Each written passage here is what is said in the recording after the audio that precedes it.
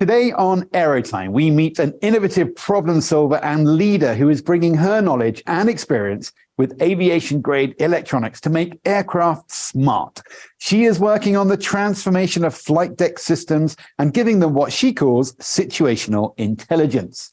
Having previously worked for Intel, leading the aerospace and defense sector and working alongside the main OEMs, Dr. Yemaya Bordain has the kind of experience that any aviation company would desire. In 2022, she joined Daedalean, the Swiss startup that is developing an AI co-pilot, and she's the president of America's leading innovation, partnership, and flight testing efforts on both American continents. Dr. Bordain has a vision of the connected future based on her belief that human connection is the driving force for all existence.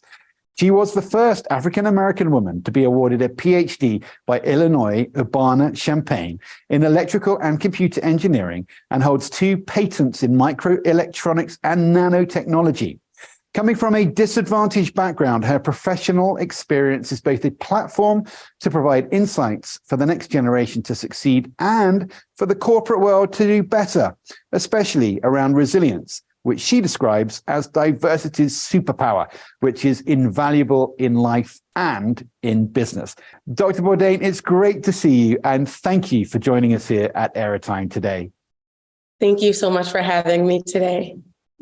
Now, look, I always like to go right back to the start with these interviews. So give us an overview, how you came to find aviation in your life. Thanks so much for having me, and thanks for asking that question. I currently am at Daedalean. I've been at Daedalean for just a few months, and I was at Intel previous to that. During my grad school years, I was working in materials science, and I was developing high-performance polymers and composites, matrices, and doing research on those in the space flight sector. And that's how I developed my love for aerospace and defense. So during your time at Intel, you built a new role as the leading intrapreneur. But tell us, what exactly does that mean? Yeah, so I am so passionate about facilitating innovation, no matter where I am. And at Intel, I had originally joined as part of a leadership program that was still formulating. And what we did was we developed a new type of program where we wanted to facilitate innovation across the organization. So for people at the company who had a great idea, we wanted to provide them with a platform for them to be able to work on their idea, get it funded under a business unit, and be sponsored. And so we worked on a program that we called Venture. And now I think it has a new program. I think it's going, but we provided a formal program where people at the organization who had great ideas could meet with VPs, they could meet with other leadership who could sponsor them and sponsor their work. And you've worked with some of the biggest names in the industry, for example, Lockheed Martin, Collins Aerospace. So what convinced you to take the path to a young startup developing AI solutions?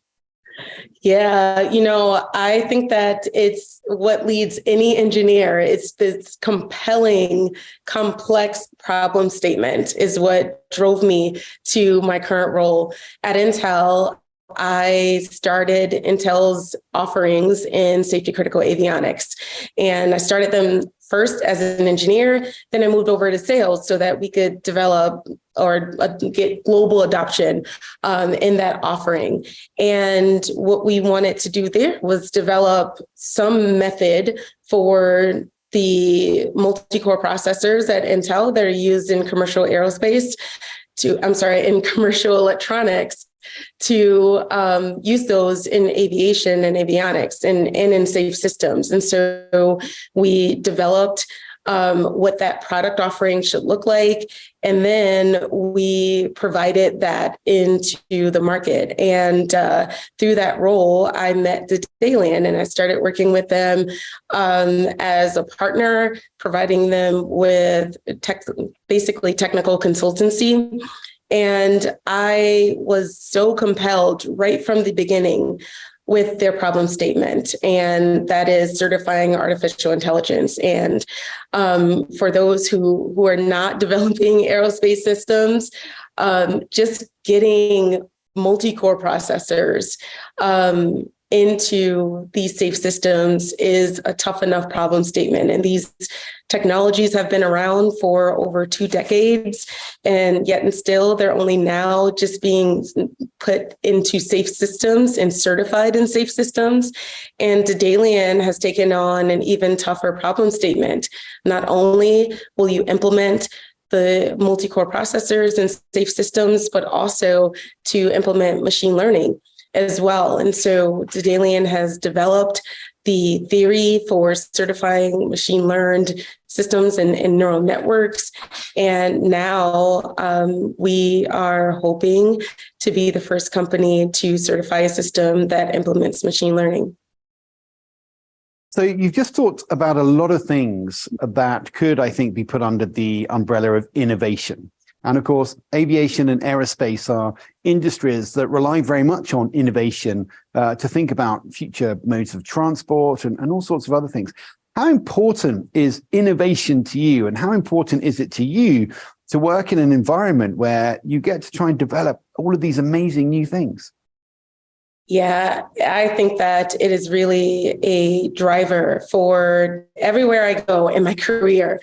I'm always looking for tough problem statements. I'm looking for complex problem statements. And I have worked really hard in my career to develop my brand around being able to solve problems. I think as an engineer, it's a part of our toolbox. Being an engineer is just problem solving is a part of the toolbox. It's one of the tools that we use in our everyday life. And so when I look at new challenges, new opportunities, new industries, new areas to go into, I'm looking for the most challenging problems that I can solve. And I think we're all very glad that you're there and you're doing that, because I know that that's going to make a big difference to our industry and the people in it in the future. But you're also the first African-American woman to be awarded a PhD by Illinois Urbana-Champaign in electrical and computer engineering. You already hold 2 patents in microelectronics and nanotechnology. You've achieved so much already, yet your life started in a very different way. So what is it that's propelled you to this place today? Yeah, I did start out in a disadvantaged background. I was raised in Wisconsin and New York, and I have had an outstanding community and support system around me. From my very first teachers, first grade to second to third, all the way through college and graduate school. It's been an incredible group of people who have supported me. They have provided new opportunities. And ultimately, I've had this uncompromising commitment to succeeding. And I think that I talk about resilience being a superpower a lot.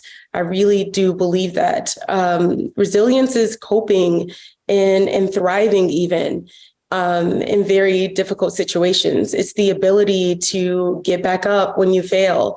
And particularly, it is these challenging circumstances and these challenging environments, being the only in graduate school. In many cases, I see myself as the only in my current career, and I've been experiencing that for a long time. There are not that many Black women in the aerospace and defense sector and in aviation. And I think that I've worked really hard to role model behavior that I want to see, and also reach out to provide mentorship to others. But really, it's this commitment, this uncompromising commitment to succeeding, and then having the resilience to be able to continue to go and thrive when things get tough.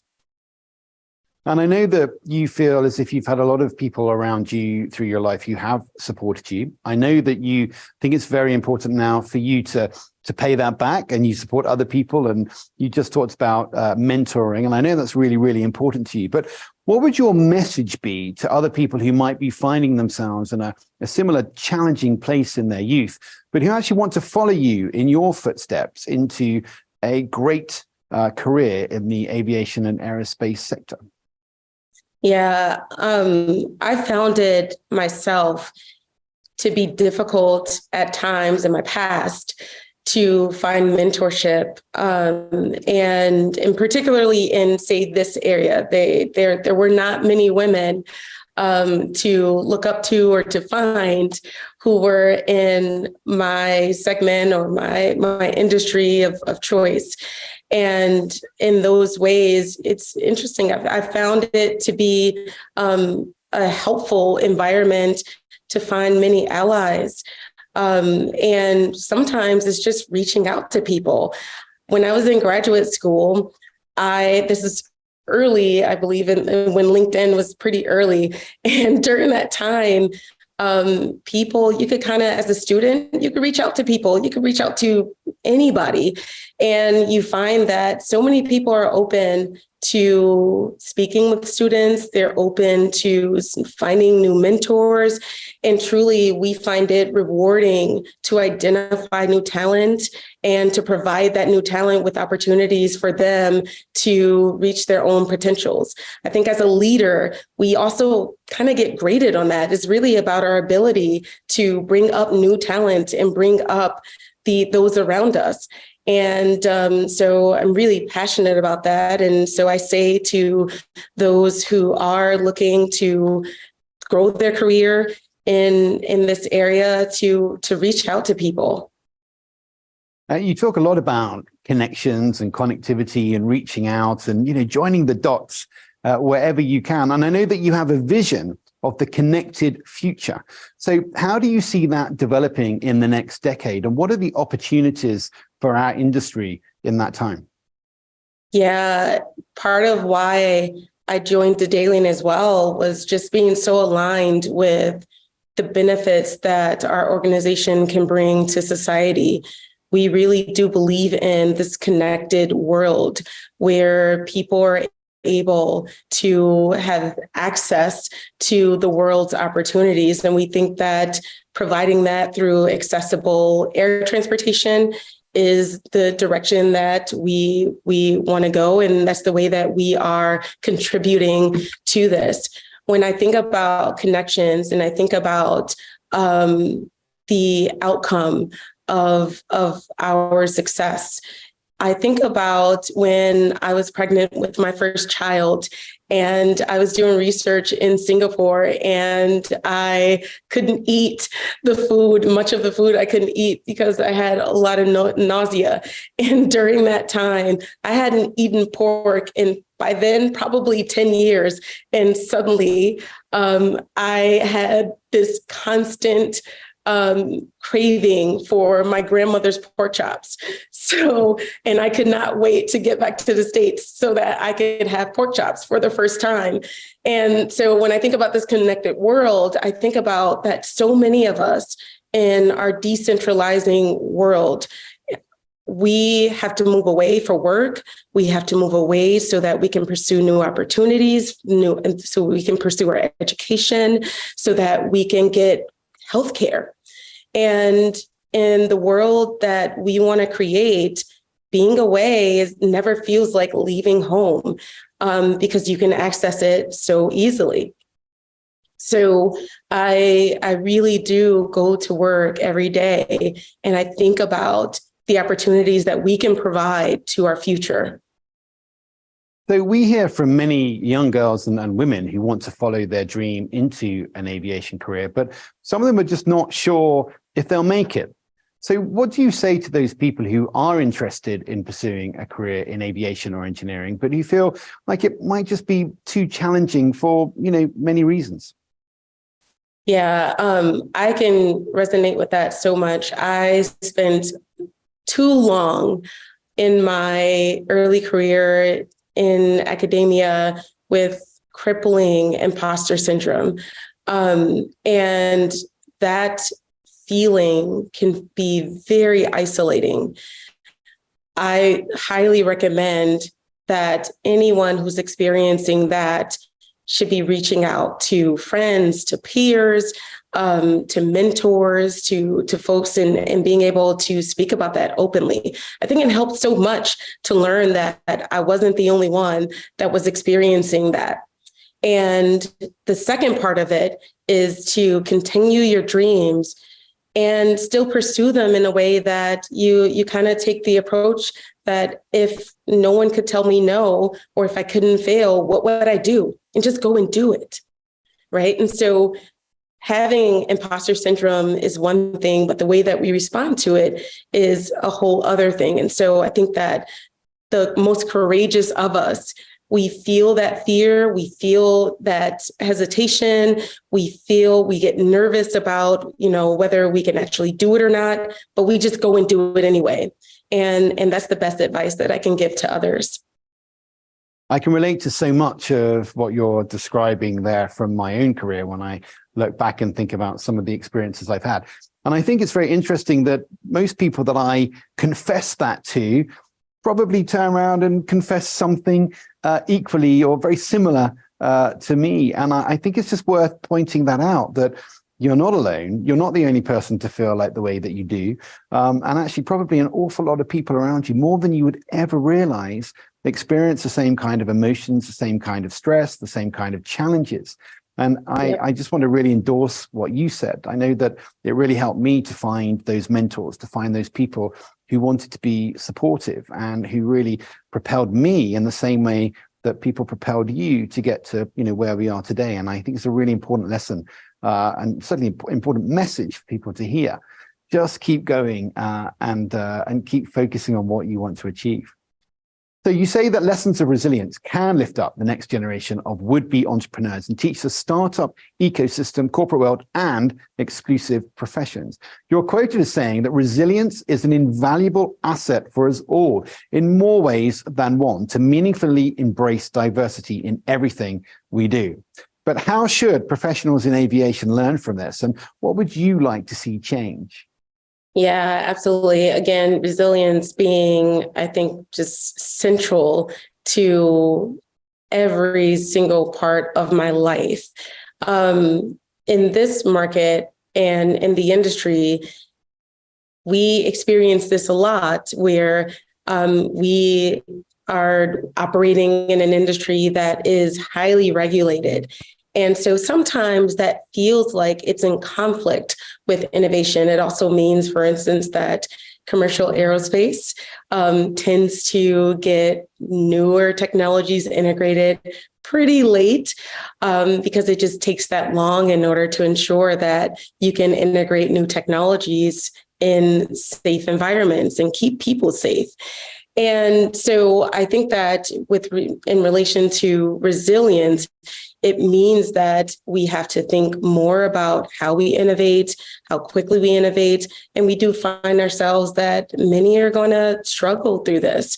We have to be innovative in our approach to integrating new technologies in aerospace and aviation.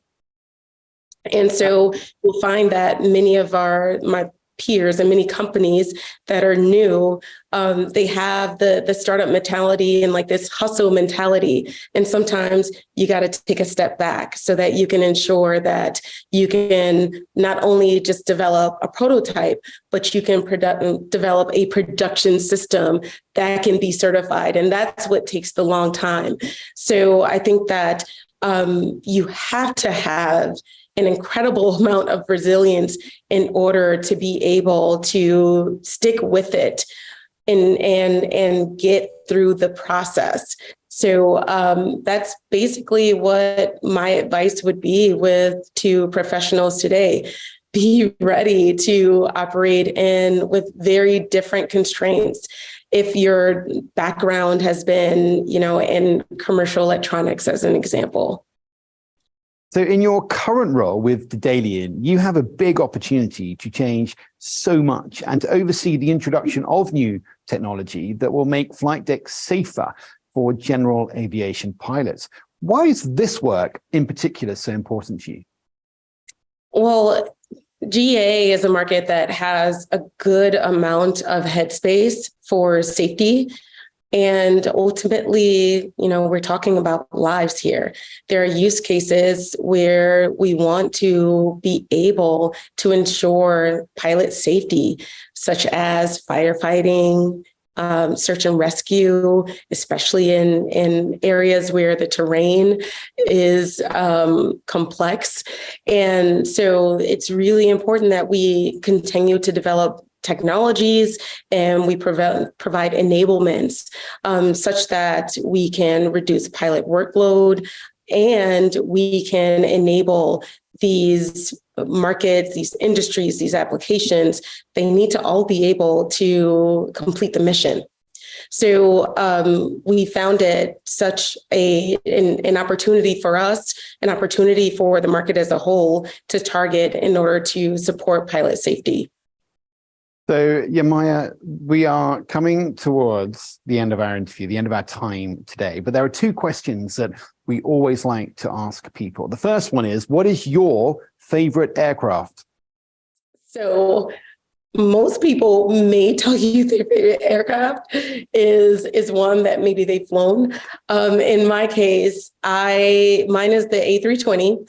And it's for completely nerdy engineer reasons. I got introduced to avionics systems by reading a paper on the A320 fly-by-wire.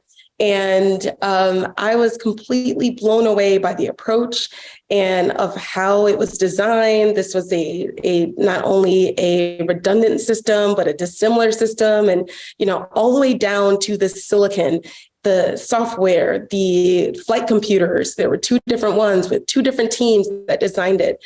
It was my first introduction to safe systems. And since then, I have been a huge fan of Airbus. I honestly think that sometimes having meetings with the flight control teams, I kind of have like these googly fan eyes.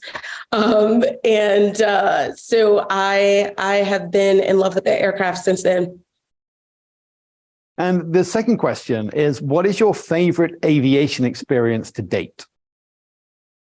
Favorite aviation experience to date probably was the most unique one of when I realized and learned firsthand what the barf bags are for. I was traveling to JFK with my kids, and my daughter had been sleeping. We're on a red-eye flight, and she'd been sleeping all night, and we were just about to land. It was quite bumpy, and she woke up and barfed all over me and our neighbor. And yeah, that was one experience that I'll say was pretty unique. And certainly one that you're never going to forget, right? Never. Yemaya, thank you so much for joining us today. Unfortunately, that is all we have time for in this special interview as part of our 2-year anniversary of the Women in Aviation campaign. I want to thank you for being here and also for everything you're doing to promote equality and innovation across our industry. And here at AeroTime, we like to recognize when we find people who are making a big difference to our industry. And it's therefore my honor and my privilege to now present to you the very latest AeroTime Aviation Achievement Award.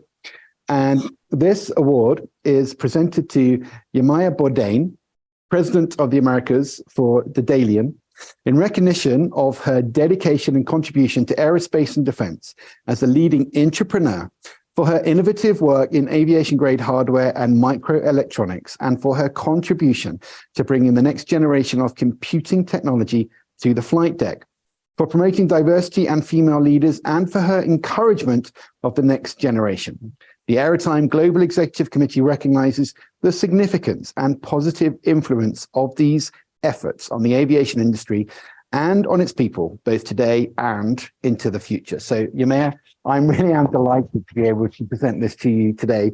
Congratulations. Thank you for everything you've done to date. And thank you for everything that I know you will go on to do in the future. Thank you so very much. I am so honored to accept this award, and I appreciate it. Thank you so much. You're very welcome.